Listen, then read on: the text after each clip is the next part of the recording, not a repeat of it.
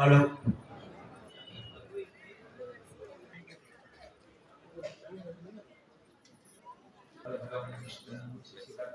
చతుర్భుజం ప్రసన్నవదనం ధ్యాయేత్ సర్వవిఘ్నోపశాంతయే. గురుర్బ్రహ్మా గురుర్విష్ణుః గురుర్దేవో మహేశ్వరः. గురుః సాక్షాత్ పరం బ్రహ్మ తస్మై శ్రీ గురవే నమః. వ్యాసాయ విష్ణురూపాయ వ్యాసరూపాయ విష్ణవే నమో వై బ్రహ్మణ్యై వాసిష్ఠాయ నమో నమః.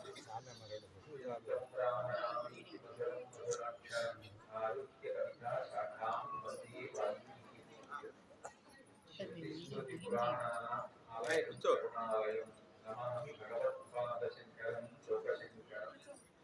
వాగర్ధాంతసంపృక్తపాదర్థప్రతిపత్తయే జగతః పితరం వందే పార్వతీ పరమేశ్వరం. శంకరాచార్యుల వారు శివానందలహరి అనే ఒక గ్రంథాన్ని చేశారు. ఆ గ్రంథం చేసినప్పుడు మొట్టమొదటి శ్లోకంలోని ఆ పార్వతీ పరమేశ్వరుల యొక్క వైభవాన్ని గురించి ప్రస్తావన చేస్తారు. కళాభ్యాం ఉదాదత్వకసితి కళాభ్యాం విదితఫలాభ్యాం సత్యేషు ప్రకటితఫలాభ్యాం భవతి శివాభ్యాం అష్టోత్తత్రిభువన శివాభ్యాం కృతి పునర్భవాభ్యాం ఆనందస్ఫురదనుభవాభ్యాం నతీయత్మట. కళాభ్యాం కళాభ్యాం అంటే శృతి ప్రసిద్ధ మహావిద్యాస్వరూపులైన వారు అని. వేదము చేత ప్రతిపాదింపబడే ధర్మము ఏది ఉంటుందో దానికి కర్త అయినటువంటి వాడు పరమేశ్వరుడు.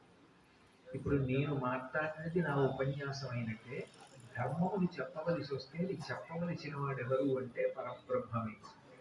ఆ పరబ్రహ్మ స్వరూపమైనటువంటి పరమేశ్వరుడే ధర్మాన్ని లోకానికి అందించాడు. అందుకని నీకు రుద్రుడు అని ఒక పేరు వచ్చింది. రుద్రుడు అంటే ప్రధానమైన అర్థమైన కోపంతో ఉంటాడు అని కాదు.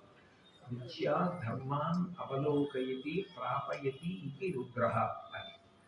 మనందరం